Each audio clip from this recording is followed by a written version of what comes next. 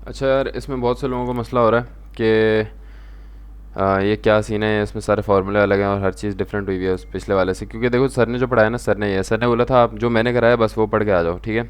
मतलब ये नहीं बोला, सर ने बोला था कि यार अगर सजेस्टेड ना करो अगर आपने मेरा नहीं पढ़ा। तो सर कह रहे हैं कि मेरा सबसे ज़्यादा इंपॉर्टेंट है, ये सर ने खुद कराया। सर ने ये वाला नॉर्मल सवाल कराया हुआ है, ये मेरे ख्याल से शायद सजेस्टेड में होगा किसी ने।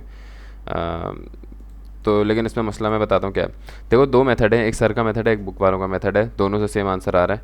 इससे भी सेम आंसर आएगा, उससे भी यही आंसर आएगा। सर के मेथड में क्या होता है, सर के मेथड में ये है कि आपका जो जो ये है ना, ये दोनों पॉजिटिव हैं, सही है। स्ट्रेस में वाई एक्सिस के भी और जेड एक्सिस के भी शुरू में इनिशियली आपने इनको पॉजिटिव रखना है। उसके बाद क्या करोगे आप, नेगेटिव किस बेस पे करोगे, कंप्रेशर और टेंशन की। जैसे अगर ये एंटी क्लॉकवाइज घूम रहा है, मैं यहाँ पर इसको ब्रेक करूँगा एंटी क्लॉकवाइज और यूँ एंटी क्लॉकवाइज, सही है। तो मैं देखता हूँ कि ये टेंसाइल हो रहा है, ये यहाँ से फोर्स और यूँ लगेगी जेड एक्सिस पे। तो मेरा जेड एक्सिस पे मेरा बी नेगेटिव होना चाहिए और ए पॉजिटिव होना चाहिए। इसी तरह अगर मैं यहाँ पर लगाता हूँ तो ये मेरे दोनों, देखो पॉइंट ए और पॉइंट बी दोनों पॉजिटिव हैं, तो मतलब पॉइंट बी वाई एक्सिस पर मेरा बी भी पॉजिटिव होगा और ए भी नेगेटिव होगा, सिर्फ बी जेड एक्सिस पे नेगेटिव है। इसी तरह यहाँ देखो जेड एक्सिस पे सिर्फ बी आपका जेड एक्सिस पे नेगेटिव आ रहा है। सही, ये सर का मेथड है और ये मेरे ख्याल से सही सही है, कोई इसमें मसले वाली बात नहीं है। लेकिन यार बुक का जो मेथड है ना, बुक का मेथड मैं आपको समझाता हूँ। सबसे पहले तो आपने एक चीज़ पता है क्या देखनी है, अगर आपको इसमें कन्फ्यूजन है। सबसे पहले आपने ये देखना है कि आपका लग कहाँ पे रहा है। ये आपका जहाँ पे जेड लिखा है ना, ये पॉजिटिव जेड एक्सिस कहलाता है, इसके पीछे का नेगेटिव होता है। और जहाँ वाई लिखा है पॉजिटिव वाई एक्सिस कहलाता है, सही है। इसके पीछे वाले सारे ये नेगेटिव वाई एक्सिस है और ये नेगेटिव जेड एक्सिस है। अब जब आपने मूवमेंट को ब्रेक किया दो फॉर्म में, ये ब्रेक तो उसी में होगा, अगर एंटी क्लॉकवाइज है तो दोनों एंटी क्लॉकवाइज। लेकिन मैं देखता हूँ कि मेरा जो मूवमेंट वाई कंपोनेंट में ब्रेक हुआ है, ये मेरा तो पॉजिटिव वाई एक्सिस में आ रहा है, लेकिन ये जो जेड में ब्रेक हुआ है ये नेगेटिव जेड एक्सिस में ब्रेक हो गया। तो मैंने यहाँ पर मूवमेंट जेड शुरू में ही नेगेटिव ले लिया है, जबकि यहाँ पर हमारे दोनों पॉजिटिव में लग रहे थे, इसलिए ऐसा नहीं हुआ। तो मेरे ख्याल से ऐसा मुश्किल वो सवाल नहीं हो सकता है आ जाए। लेकिन सर का मेथड हमें करना होगा। इसका सेंट्रोइड थोड़ा सा नीचे बनेगा, सही है, उसका सेंट्रोइड सेंटर में बन रहा था। तो यहाँ पे हमने सेंट्रोइड का फॉर्मूला भी यूज़ किया। हर कंपोनेंट का सेंट्रोइडल डिस्टेंस हमने लिया है।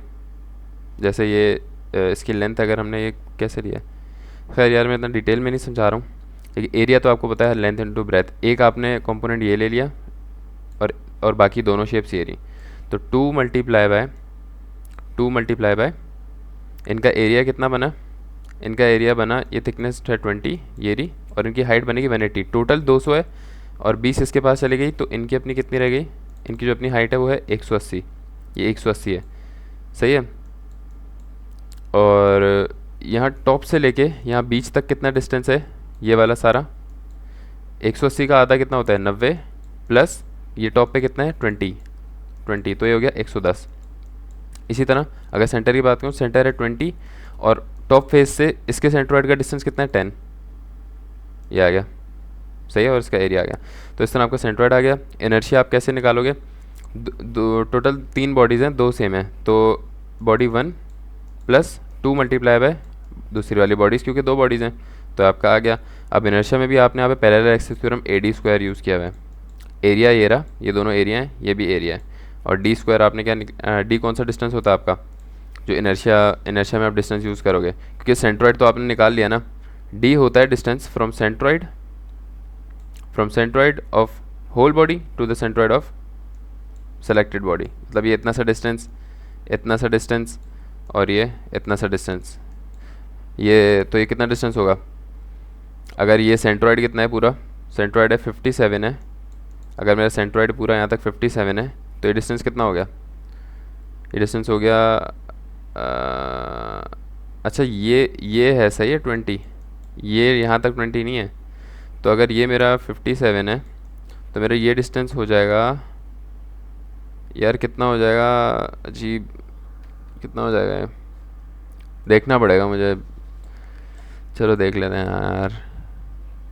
तो अगर यहाँ सेंट्रोइड है और यहाँ पर अगर नीचे से मैं देखूँ तो नीचे से इसके सेंट्रोइड का डिस्टेंस तो कितना है नीचे से, अगर ये यहाँ तक 180 के तो ये हो गया 90, सही है। अब ये पूरा डिस्टेंस कितना है, ये पूरा डिस्टेंस है 90, सही है, 90 एरा और 90, सॉरी सॉरी सॉरी, अभी अभी इसको मैं पूरा लूँगा, डिस्टेंस सिर्फ डिस्टेंस देख रहा हूँ ना। तो ये पूरा डिस्टेंस है कितना, ये पूरा डिस्टेंस है 200। अब मैं सबसे पहले 200 में से इसका सेंट्रॉइड, इस पूरी सेंट्रॉइड का अगर मैं ये लूँ सेंटर, तो कितना आ रहा है, 100 पे आएगा। तो यहाँ तक तो मैंने कर दिया माइनस।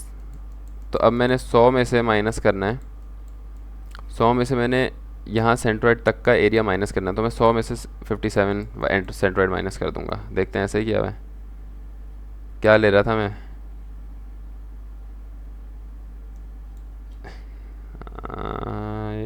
इन लोगों ने नीचे वाले पॉइंट से लिया मेरे ख्याल से। अच्छा एक और कॉन्सेप्ट बताऊं, क्योंकि 2 मोमेंट लग रहे हैं तो हमारे 2 इनर्शिया निकलेंगे, एक जेड एक्सिस में एक वाई एक्सिस में।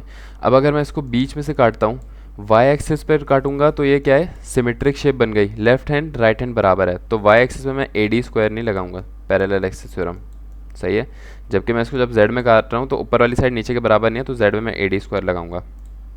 और यहाँ पे बेस इंटू एच क्यूब क्या आता है, 1/12 बेस इंटू एच क्यूब होता है। जेड एक्सिस अगर जेड के ले रहे हो तो जेड के परपेंडिकुलर जो लाइन होगी वो क्या होगी, आपकी हाइट होगी, सही है। तो यहाँ पे इन लोगों ने जो है वो इसको हाइट लिया हुआ है, इसको ये 20 है, सही है, क्योंकि ये जेड के परपेंडिकुलर है। यार मुझे एक चीज़ समझ नहीं आ रही कि इन लोगों ने जो सारा डिस्टेंस लिया ना वो यहाँ से लिया हुआ है, जो नहीं सॉरी एक मिनट, सबसे पहले तो ये मैं बताऊँ यहाँ पर 0.04 कैसे आया है, इसको 2 से मल्टीप्लाई कराया था, क्योंकि हमारे पास 2 हैं, 2 का इनर्शिया आएगा।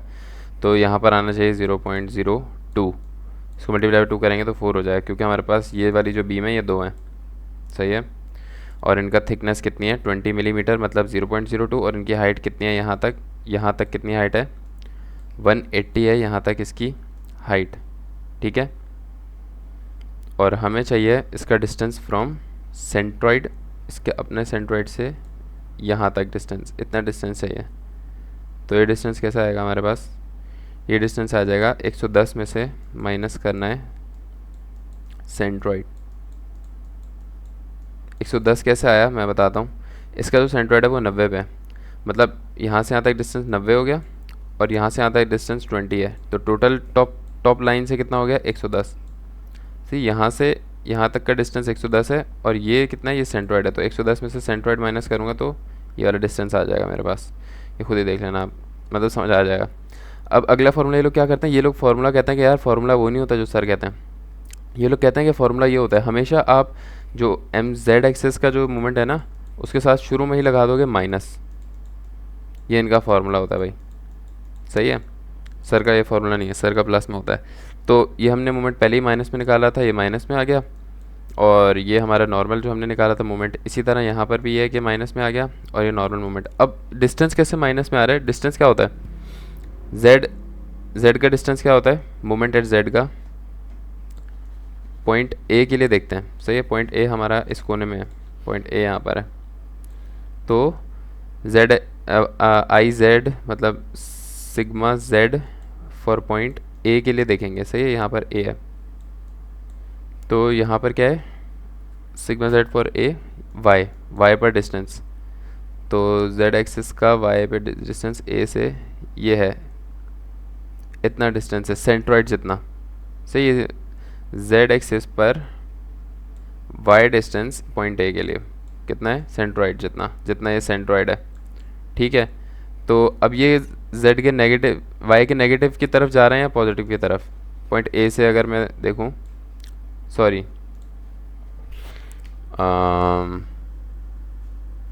यार ये ए है ना, और ये हमारा एक्सिस है, तो हमारा ये जा रहा है, सॉरी मैंने देखा नहीं यार, ये तो नीचे है, पॉइंट ए रहा, पॉइंट ए रहा, सॉरी।